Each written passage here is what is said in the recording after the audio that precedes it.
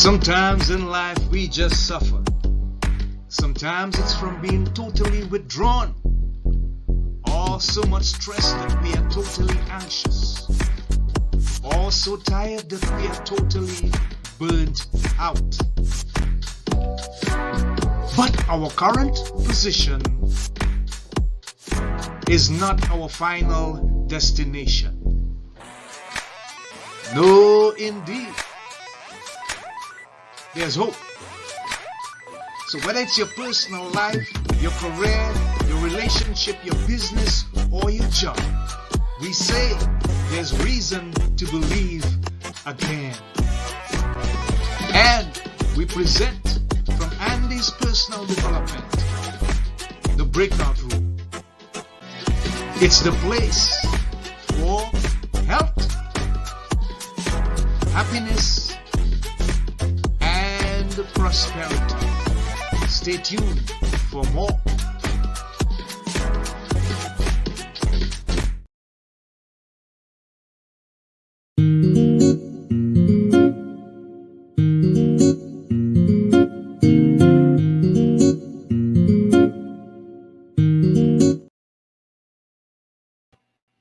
Hey, so we are live here in the breakout room.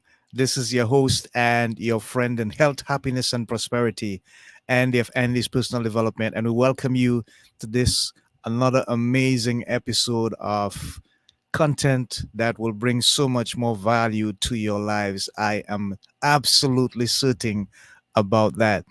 This episode is entitled Loving After Narcissistic Abuse with Dana S. Diaz. And this is like a second homecoming. She has been on this program before with regards to her experience, her writing, and her story, and of course, her expertise as she seeks to help those who have found themselves, unfortunately, on the left or the negative side of narcissistic abuse. So let's bring you up to scratch as we tell you a bit about Dana, our guest, as she sits in the waiting room, bubbling with anticipation to bring the information to you. She's a wife, mother, and author of the best-selling book entitled Gasping for Air, the stranglehold, of narcissistic abuse. In addition to her lifelong experience with narcissistic abuse, Dana's education in journalism and psychology at DePaul University in Chicago give her the ability to accurately verbalize and express how narcissistic abuse creates confusion and conflict within victims so that she can help other victims know that they are not alone and better understand their own circumstances. Her second book, Choking on Shame, the scapegoat child in a narcissistic family, has already been released and she has gotten rave reviews. So there is so much more to learn, and she's going to tell us about the final book in the Narcissist trilogy, which is Swallowing My Pride, and that is expected to be released in early 2025. So enough of me. Let's hear from our guests as we introduce her from the waiting room live on the breakout room, Dana S. Diaz. Welcome. How are you? Oh, I'm very well. Thank you. I'm so glad to be back. We are very glad to have you back, and we are anticipating that this is going to be very engaging and wonderfully enjoyable. So, Dana, just to refresh our memory and to embrace the opportunity for our minds to come to terms with the reality of who you are, tell us a bit about your story and how you got so profoundly, deeply moved to the point of being an author and representing people who have found themselves, unfortunately, as victims of narcissistic abuse. Yeah, it actually happened when I was in my first marriage. Towards the end of it, I became so physically ill, and the doctors realized it was the stress, cortisol, that stress hormone that Yeah, had caused me to become autoimmune and develop this lung disease that you can hear in the raspiness yeah, in my yeah, voice. yeah, And I had no idea. I suffered physically so many symptoms, a couple dozen symptoms, and my body was actually shutting down at one point. And so the doctor said, you have to remove this toxicity, whatever it is. And I knew what it was. It was that I was in this marriage to this abusive man. And as much as I fought for it, and as much as I did not want to, give up on us and the hope of what I still sort of hoped could possibly be, I had to save myself. I had to put an end to it. So unfortunately, at the end of that marriage, when I decided to get a divorce, I decided that about a week before we went into the shelter in place for COVID. So I was locked in the house with an abusive husband who had threatened to kill me, who was told our neighbors he was planning to kill me. And it became sort of an almost an episode of Survivor. So I was keeping a journal, and that journal ended up becoming my book, Gasping for Air. Wow, thank you for being so open and vulnerable, Dana. We understand and we appreciate the passion. So tell us your emotional condition, what it was like. So I want folks to really get Oh, the deep understanding of the trauma that one goes through being involved in a narcissistic, abusive kind of relationship. What is the breakdown of the emotions that one can expect to feel, and how do you deal with it? How do you manage yourself? that's a loaded question. I mean, Yeah. time you're in a situation where you're not in an ideal relationship, whether it's with a family member, a coworker, a partner, any kind of conflict or tension, you do feel it in your body. So Hmm. for me, you have the typical, the anxiety of going to have to see them, or the anxiety of this person coming home because you know that there's going to be tension. It's the depression, when they make you feel so bad. And when you think about the past and all these things that have happened, and you kind of start blaming yourself that maybe you were the cause of it, like they say that you were, or, you know, the regrets, the remorse that there's so much going on. But in the midst of all that, you're also dealing with everything that's happening. And the problem with narcissistic abuse, and to kind of break that down just a little so people understand it, all it Yeah. is when a narcissist abuses you. But Hmm. instead of just being physical abuse or verbal abuse, they will use any and all abuses: sexual, physical, financial, legal, whatever. They are manipulating you everywhere you turn. You are being sort of, you're sort of dodging bullets. And Yeah. so while you're trying to deal with what has already happened in the past and you're anxious about the future, you're just in this whirlwind of the present moment, just trying to get through the damn day. And it's so I mean, it's interesting, the name of my book, Gasping for Air, because I felt suffocated. Yeah. My spirit was dead. My body was feeling it, and my body was dying, and it just diminished every bit of who I was. Wow. I feel the profound depth of what you're saying. And the reason why I took the aspect of the emotional side of this whole scenario is for folks to understand the kind of damage that one can actually experience being in that toxic kind of atmosphere. Because holistically, no part of you, body, mind, and soul, can actually live and feel free and feel appreciated and loved. Exactly. And I'm just speaking from your experience and the things that I've learned from you with regards to this kind of abuse. Seeing that we have come to this point, what is the advice that you would give folks who are currently involved or who are currently seeking to find a way to either manage to deal or just to get out of it? How would you advise them to deal with their situation similar to yours, of course? Yeah, absolutely. I mean, I think people would expect me to say, just get out, take everything and Uh-huh. run, but Yeah. that's not the case, especially when we have domestic violence in the situation. If the abuse is that severe, it's not always safe. And we have to worry about our physical safety and that of our children if there's children involved. And, for some people, they're pets, they don't want to leave pets behind or what have you.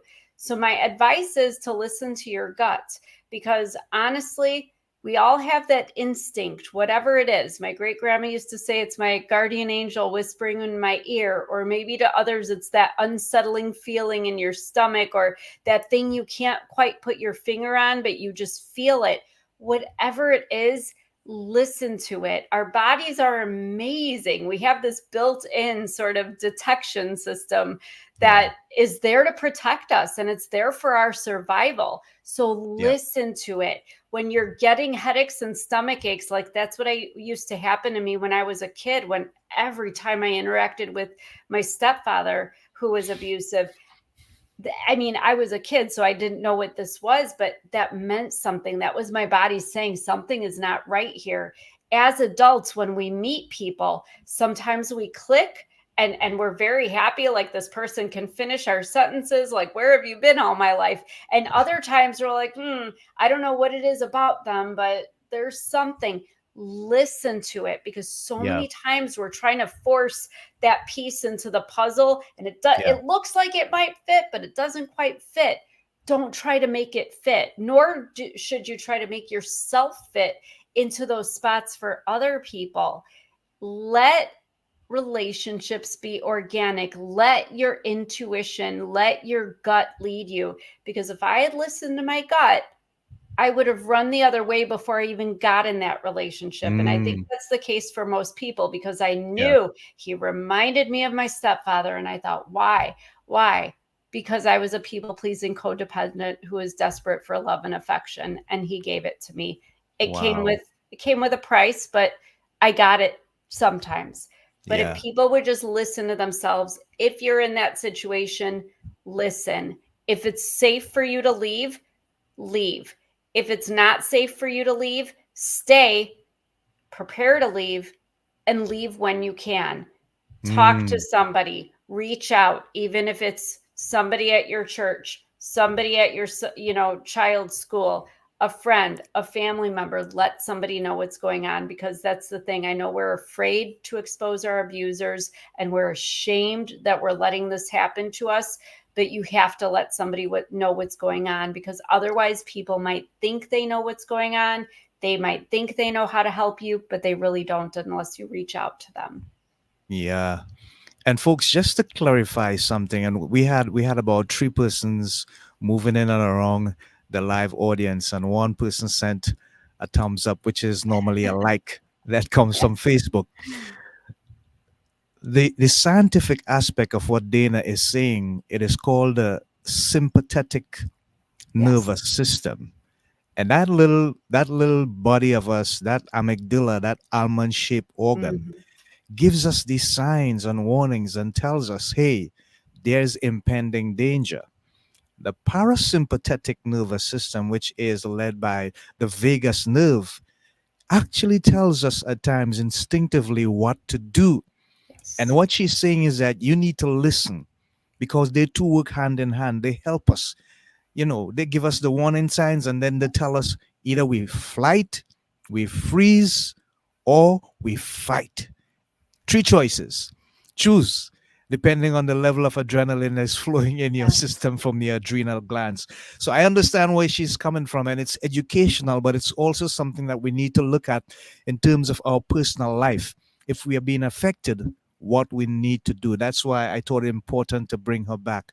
So, Dana, is there a misconception of what this whole thing is about when you meet people and people seek your advice and they seek your help, and you have to actually guide them and show them from all sides how to manage this thing and deal with it, and eventually, if they so have the opportunity, get away from it?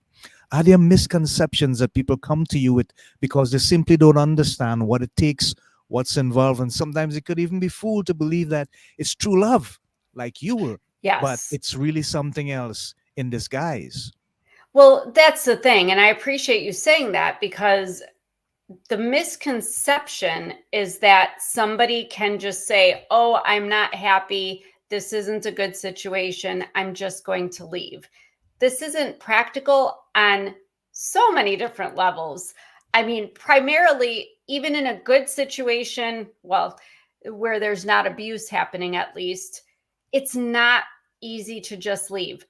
Most families right now, at least here in the US, you know, they're barely surviving on the income they have. To have another household that has to be financially supported, and then to divide children and divide assets, all this stuff, it's very complicated and it's still stressful. It's still difficult. And most people, when they have an investment in a relationship, whether it's been a year or 20 years, they want to try. Most of us go into ourselves and think, well, maybe I didn't try enough. Maybe I can help this person see where they are erring and help them improve too, so we can grow together and have this thing. But we forget that there is so much more involved. Like we had discussed it the last time we got together, was like this trauma bond.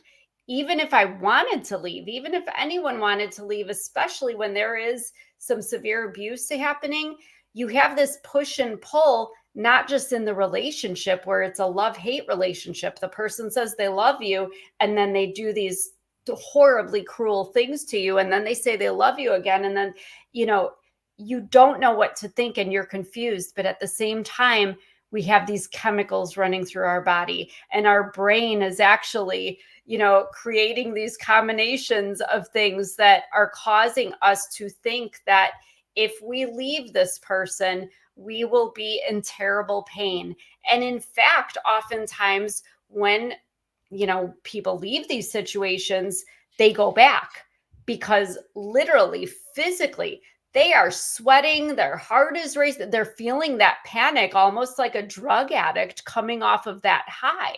And this is the real trauma bond. And so they go back, and even though it's chaotic, and even though it's not good for them, and it's abusive and all these things, they are settled. They are almost calm in the chaos, even though there is no peace whatsoever. It takes an average victim of domestic abuse 7 attempts to leave before they finally do. And it's interesting that it was the 7th lawyer that I talked to that I finally filed for divorce. Wow. That's absolutely amazing. I didn't know that statistic. Seven Yeah. times. Wow. Wow. Wow. Dana, I'm thinking as you're speaking there, and I'm focusing on the aspect of help. And I'm thinking to myself, is it possible that just as the victims are seeking help, that the one who is inflicting the pain needs some level of help as well? And if so, what kind of help can anyone give to that individual who may or may not know the kind of hurt they are inflicting on an innocent person? Most people have these things called remorse and empathy. We all have a Yeah. moral compass to know that if we're doing this, it's right. And if we're doing this, it's wrong. And when Mm-hmm. something is intentionally harmful to another human being, and let me be clear, Yeah. intentionally harmful to another human being, most Yeah. people would feel empathy for the other person and then feel remorse. That is where we Mm. express our apologies. It won't happen again because we really are very sorry. Okay. Unfortunately, narcissists do not have empathy for others, Mm-hmm. and they do not have remorse. They honestly Wow. feel justified in how they Uh-huh. treat you. And in fact, they will blame you for any, if anybody witnesses them treating you in a way that could be, obviously would be perceived by anybody to be, poor or bad. Because it has to be your fault. A narcissist cannot withstand the slightest offense to their ego, because the whole reason they're treating you the way they're treating you is so that they feel powerful. They have conquered you, Wow. they have overtaken you, your Uh-huh. soul, your spirit, every bit of you. And that fills them with that egotistical power, that need.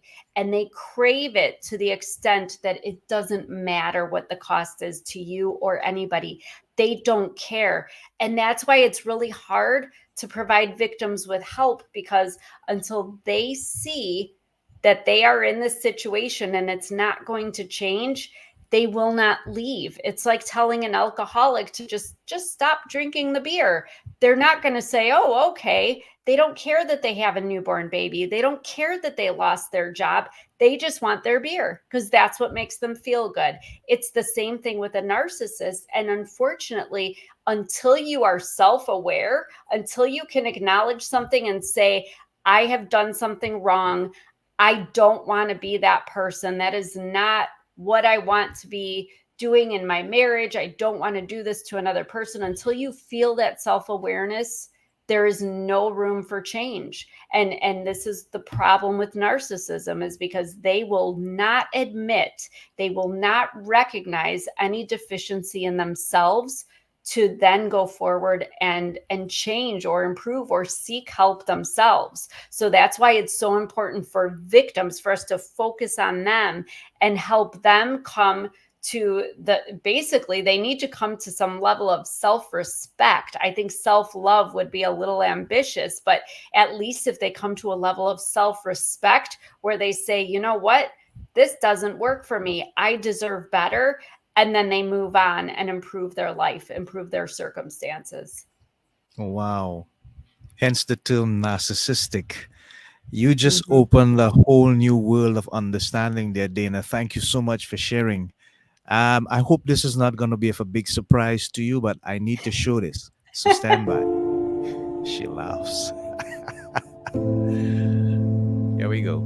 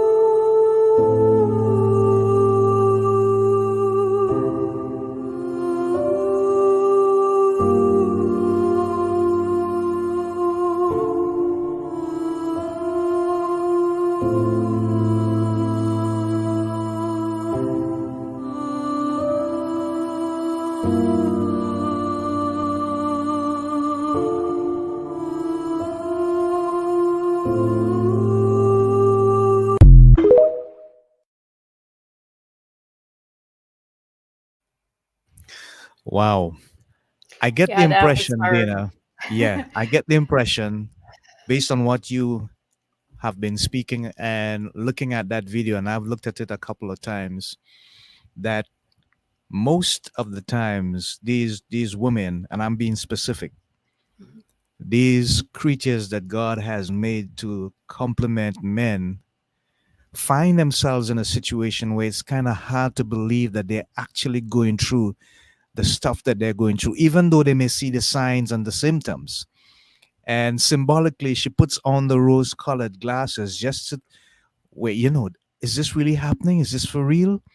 But then the time comes when she eventually recognizes, hey, this is real. This is not good for me. And I need to take the glasses off and face the reality. But the danger for me in that, from my perspective, is how much damage can one endure to the point that you finally decide, hey, I need to break free? Well, for me, it was, when the doctor said that my body was shutting down. But, the reason that video I mean, I had chills the whole time you played it. That was Hmm. literally a short version, a summary of my relationship with my ex. And what really got me, if you notice in the middle, she knew what she was going through. She was Yeah, suffering and her hands were trembling as she put the glasses on. yeah, She yeah. didn't want to see him as that monster that he was. Hmm. But the only way to get through it was to blind herself to it. Wow. Wow. And I just remember being in that same pain where you're not sure whether you should do better for yourself or better for that person. Because I think anytime that we see somebody that's behaving outwardly like that, most people know, even if you're not a psychological genius, you know that there's something underneath that. Yeah. Something is going on. And I think those of us that are very empathetic and that want, we want to give our hearts to these people. We want to help them, even if we're suffering. We want Mm-hmm. to help them. We don't want to see somebody, act out like that and rage like that and suffer in their own, way, whatever is going on. And so we try, but we're still suffering ourselves, and it's not doing us any benefit to keep shaking and trembling and putting those glasses on. And it's funny that at the end of my first marriage, I remember a friend of mine saying, "You seem almost cold." She says, "I've never Wow. known you to be cold, but you Wow. just have no reaction to anything anymore." And when we saw in that video, that was what happened to me too. I didn't Mm. smile, but I didn't cry either. I was Wow. just numb. I was a zombie because I had nothing could phase me anymore. He had broken me down to where I chose not to feel anymore, because if I didn't feel, then there was nothing wrong. And Yeah. that's so sad to me, because that's not how we're meant to live life. Exactly. Wow. Whew. Yeah, it's heavy. Yeah, it is. It is. It is. It is indeed. So we're gonna switch gears a bit, and I'm gonna share your publication. We're gonna look at the first one, and what's amazing about this, Dana, is that you have some accolades here. Number one in codependency, number one in dysfunctional relationships, number one in survival, biographies, and memoirs. How Yeah. did you feel? How did you feel to know that you got all these number ones, but much more than that, the impact that this book, Gasping for Air, has made on people's life? Did you get any feedback from anyone saying, "Oh, Dana, thank Oh you my so much. goodness. You're speaking to me"? How did that feel? Every day. And even still, actually, this book is still doing very well. Even it's been over a year, almost a year and a half Right. since it was released. But, you Right. know, this was bittersweet to me, because as the author, as the person who literally for 4 years, every waking second of my life, and even in my sleep, I was writing in my head, and I would wake up in the middle of the night and have ideas about how to accurately verbalize things. It made me happy to see, number one, that this was resonating with people. Mm-hmm. That it wasn't just me, because even I needed to know I wasn't alone. But Right. to see that it hit dead on codependency, absolutely. I didn't know what that was when I was a 19-year-old girl who met this young man, but this is absolutely a codependent relationship, when Yeah. somebody gets with a narcissist and becomes subservient to them just to keep the peace and to feel love. And the well, it's obviously a dysfunctional relationship, but even the survival, because it's not so much, I mean, it was for me survival literally of life, but survival of your spirit, survival of who you are and who you were truly meant to be. There's so much there. So it was sad for me to see that so many people resonated with it, but the part of me that spent so much time and energy and effort and put all my, I mean, every bit of my soul went into this. I was glad that I was reaching the people that needed to be reached. And yes, every single day, and I mean that every single day till present day, I will get an email, a message on social media, something from somebody saying, "Thank you. I often get, I'm sending this book to my friend now," or "I bought a book for the friend," because people are getting the strength, seeing that, what happened to me and the realizations I came to. I kind of sped up their knowledge about themselves and their situation, Yeah. so that they could come to the same Yeah. conclusion that they're Yeah. worth more and they deserve more. Hats off to you, Diana, and we appreciate you Thank for you. that. You've done a fantastic job, and you deserve all the accolades and all the compliments that you have received. Have you Thank had the you. opportunity to do any live book talk with this particular publication with regards to meeting people in a live audience Yes. and passionately sharing from the book directly to them. Have you had that experience? I have. Last year, I did do some book signings and some live appearances at different places with the book where I was able to speak. And again, I think what surprised me most was, again, that this was something that too many people were relating to. It almost bothered me that so many people either had Wow. experienced a relationship like this or knew somebody, and many times multiple people who were in these kind of relationships. And statistically, they say 1 in 3 women are Hmm. in a relationship where they're experiencing some abuse, and 1 in 4 men. And that Wow. seems like too much. Yeah. Yeah. That is definite. One is too much. So, One wow. is too much. Exactly. It Yeah. should be a Yeah. rare occurrence, but unfortunately, it has become so common.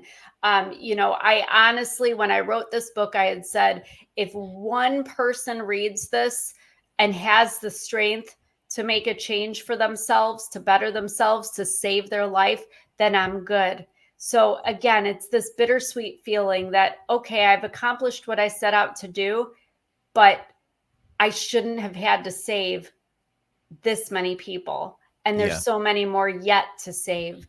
Hmm. So we will keep going and writing books and publishing books, hoping to appeal, to whatever it is inside people, whatever it is they need to hear, so that they're motivated and inspired to, create a better life for themselves. Yeah. Again, we applaud you, Dana. Wonderful Thank stuff. you. So don't be surprised again, but we need to I don't look know at who another needs to video. hear this today, but take it easy on yourself. You're Okay. entitled to take a mental health day. You're entitled to take a break. You don't have to be perfect every single day. You don't have to be what people expect you to be every single day. No matter where you are in your healing journey, no matter what you've been through, where you're going, what you're in right now, you are entitled to take a break. So do it. Take care of you first. Otherwise, you're no good to anybody. Wow. Enough said. That in itself is a very strong and deep and powerful message. How can you reinforce it to people so that they know how important that is? All I can do is set the example. And as a matter of fact, when I made the video that day, I don't know if you noticed in the middle, I kind of had to stop and, I gulped and Yeah. just, I had to Yeah. kind of collect myself because I Yeah. was the one that needed to hear those words that day. Hmm. Yeah. I Yeah. needed somebody to tell me, you don't have to be everything and do everything. You can rest, because that's something that I was coming to in my healing journey, because I don't think the healing journey ever ends. I think, like, physical fitness, if you want the abs, you got to lift weights, every That's other right. day or every day. Yeah. Mental health, you have to practice it. You have to practice your mindfulness, and listen to your body and do the things that ease your soul every single day. And part of that is taking breaks when you need to. There is no sense, if I have the flu, why am I going to go out and try to run a mile? It's Mm. pointless. It's Yeah. absolutely, so sometimes we just have to stop and say, okay, you know, I need to give myself what I need. If it's a nap, if it's food, if it's, just taking a day off from the stress of work or whatever it is.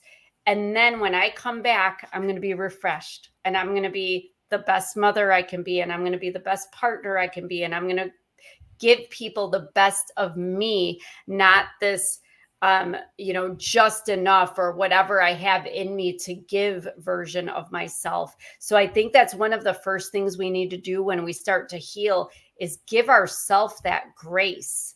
Give yourself permission, because you don't always have to be doing for everybody else. It's okay. It's not selfish to sometimes do a little bit for you. We all need that. Yeah. And I'm glad that you hinted to the fact that we need to show up at our best. If we are a mother or a father or a lover, a friend, or whatever we're doing, Right. just be at our best every time we show up. For some people, that could be quite challenging, Dana, but the aspect of it is if you have that mindset, at least you're going to take the opportunity to prepare yourself so that Exactly. when the time comes that you have to show up, you don't have to think about how am I going to look Am I going to be able to fulfill the role? No. Always be prepared to turn up at your best. I love that. So let's look at the second publication. Wow.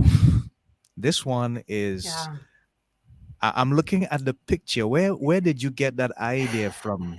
That cover. Where did it Well, come from? I wish I could take credit, but I have a wonderful publishing company that Ah, a man, I have to credit him, Diaz. He's yes. up in Montreal, Canada, and he actually asked me for a picture from my childhood. And I said, I'm not going to ask any questions. I gave Uh-huh. him 5 or 6 pictures, and this is what he came up with. And Okay. I wasn't sure I liked my picture from when I think I was 3 or 4 years old in that photo, but the shattered innocence to see that little face. I was so I get it. innocent and I I had get it. no idea. And I was so Yeah. happy, even though Yeah. all these terrible things were happening in my life. It was a lot. And if you see like the way he faded it down, and Yes. it just Yeah. kind of faded away, it spoke so many things to me. So I appreciate the job he did on that. And the title, Choking on Shame. Did he help you with Hmm. that as well, or did you just dig a little No, deeper? Uh-huh. no, I don't know if I mentioned it to you the last time I was on. The funny thing was when I wrote Gasping for Air, I Uh-huh. didn't have a title. I had 2 or 3 pages of potential titles, but the publisher didn't like any of them. And I finally said, well, I named my cat Kitty. So apparently I cannot name anything. So you guys figure out a name. And it was somebody, an administrator at the publishing office that said, what about Gasping for Air? And we all said, well, there you go. That's the book. Yeah. But this Yeah. one, I wanted to do something that correlated it, because even though this is a different topic where we talk about child abuse and the Mm-hmm. scapegoat child and parents singling out one child from the other and treating them differently and all these Yeah. different things that are going on, I wanted there to be a connection, because this book was written as a result of all the questions about, well, after reading Gasping for Air, how do I know if I'm vulnerable to a toxic adult relationship? Mm. Yeah. What makes somebody susceptible to that? And so this was my answer. For me, it was, I think for most of us, our childhood sort of sets the tone for how we interact with people going forward in our lives. So Okay. I came up with Choking on Shame. Honestly, it was just, I was driving and thinking, oh my gosh, what am I going to name this book? What am I going to name this book? And literally it just popped into my head. And I thought, oh my gosh, that's actually really good. So, and it goes with Yeah. Gasping for Air. So Yeah. I was Yeah. real excited that I actually named my book this time. Yeah. And it's ironic that you released it earlier than you first thought, and you have Yeah. gotten some good reviews. Tell us about that. What was that experience Yes. like? Um, that's interesting too. So this was released, it was ready a month early. So they pressed the button and it is now out in the world. Right. Without any notice, even for me. So I'm very happy. It has done really well so far in the short time. It made #1 new release on the 5th day Mm-hmm. that it was on Amazon. So we're excited. But yes, I am starting to get messages from people who have finished reading it. And it's interesting because they're addressing me as if I'm this little girl that you see on the cover. I am Yeah. getting people saying, I just want to hold you. I wish you could come to self love. I wish you didn't have to. And it's like they're speaking to the little girl and not who I am now. And I find Yeah. myself saying, I'm okay. I'm okay. That was then.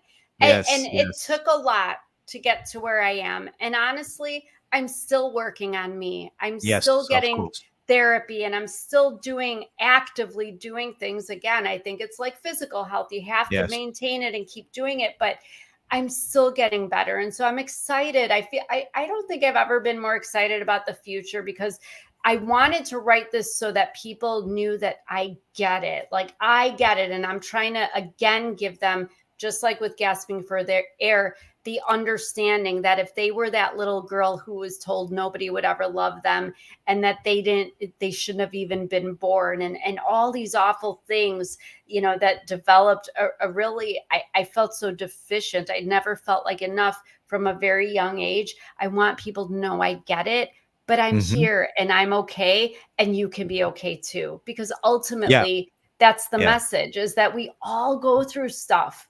It doesn't even have to be as severe as abuse, but we all go through things in life, and that is part of life. But part of life is also making mistakes, and maybe not having the best mental health all the time, and maybe not always doing the right thing, even though we're a good person. But we are who we are, and if we accept that humanity and accept even those yucky parts of life, and all of those people who did those things for us, give them that same grace, that they too are going through their own human experience, and maybe they don't know how to deal with their own unhealed trauma, then Mm-hmm. maybe we can come to an acceptance, and maybe we can make a little space in our heart where we can put that stuff down, leave it where it is, and move forward and be open to the present joys and the blessings that we have now, because ultimately that's Wow. what we want. We all want to be happy. We all want to be at peace. Wow. Dana, that was the deepest and most resonating part of this entire episode. You Well, just went good. into a different realm, a different sphere there. Give me some chills on this side. Well, I can good. imagine having a live audience and you just, you know, coming from that place of so deep reality that you just letting it go. And it's going to Yeah. inspire people, it's going to bring transformation, but it's also going to bring hope. The key aspect of human existence, hope, just to know that Yes. tomorrow could be better or the next hour could be better, but there's some things I just need to do and it's going to happen, but all is not lost. Thank you so much deeply for that. So we have a trilogy, Yes. and in 2025 it's going to be Swallowing My Pride. Tell us a bit about that. Well, if you like what I just said, that thing that touched your soul, that's what we're going to find in Swallowing My Pride. It's going to be the Wow. sequel to Gasping for Air, where Uh-huh. everything basically comes full circle, bringing Right. all of the books together. There Mm-hmm. is unfortunately a fourth narcissist that attempted to ruin me, and take my spirit away, that Mm-hmm. happened after my marriage. So there's a little bit of that, but the main point of Swallowing My Pride is how I came to where I am and what that healing journey looked like, because it's not pretty. It's not this thing where your fairy godmother waves the magic wand over you, and everything's better. It's not about going to your therapy every Thursday at 3 o'clock and you're just suddenly okay. It's awful. If it's effective, it's awful. It's excruciating. You almost feel like you have not progressed at all, that you have actually regressed, and you are excavating things that you didn't even know were there. And even I will admit, there are things that had come up that I thought, no, that's not me. I'm Mm. better than that. But guess Yeah. what? Yeah. Sometimes you have to face it, and we're afraid to face the truth. We are so afraid of the truth, even and especially when it comes to ourselves. So it's a very interesting thing, but it's how I come to terms and bring it all full circle. My childhood, all these bad things that happen in my life, but how it came to create the person that I am today. But it also shows the struggle of me trying to become that little girl again. I just wanted to smile and be happy. Like, why couldn't I just be happy? Yeah. Well, because I had Yeah. all this trauma and I had this stuff I had to deal with. But the other thing I had to come to terms with was, I'm never going to be who I was. But did I want to be? Because look at who I am now. Look at what all that gave me. I am stronger. I am Yeah. braver. I'm bolder. I'm more resilient. And that's what I want to be. And I just had to, sort of go through this metamorphosis. And so that's what we'll talk about in that. Yeah. I love that word, metamorphosis. Yeah, the caterpillar going to the cocoon and then coming out Yes. as the beautiful butterfly, all free and wow. I free can just and imagine it beautiful. now. Yes. Exactly. Able to express its beauty and become part Yeah, of a more expansive world. Wow. exactly. Wonderful. So, Dana, we have come to the end of this wonderful episode. I'm just going to put some stuff up on the screen there, but I want you to tell them what's the most effective way they can make contact with you and get copies of your publications. Absolutely. Probably the website, danasdiaz.com, because Yeah. from there you can click to Facebook, to Instagram. You can email Okay. me directly. The links for both Okay. books are there. Right. But Right. if you have the app for Kindle or have an ebook that you can get, both books are available in ebook. So I do encourage you to connect with me, reach out, let me know how you like the books, leave a review if you've already read it or are reading it. And I hope to hear from everybody, just hear your thoughts. Yeah. Thank you so much. Thank you for an amazing experience. Thank Better you. than the first time. So they say if it's nice, you do it twice, okay? There you go. Yeah, folks. So we have been in the presence of Dana S. Diaz, author and narcissistic abuse survivor and overcomer, a spirit of resilience. I truly describe her and one of abundance in terms of life and hope for people who are currently experiencing a similar scenario. And so this episode was entitled Loving After Narcissistic Abuse with Dana S. Diaz. Go to her website and reach out to her. You can email her directly, or you can get copies of her publications, as we just showed earlier on in the program. So until next time, this is Andy of Andy's Personal Development, together with my guest, Dana S. Diaz, saying so long, folks. Godspeed, God bless. Have a wonderful evening wherever you are in the world, the time of your life. And remember the three watchwords: health, happiness, and prosperity. And then they're saying you can experience all of these because as a human being, you are meant to do Yes. so. Live your best possible life and show up every day expecting Yes. to have hope for a brighter day and a better tomorrow. So long. Shalom. Godspeed. God bless. Namaste. Bye for now, folks.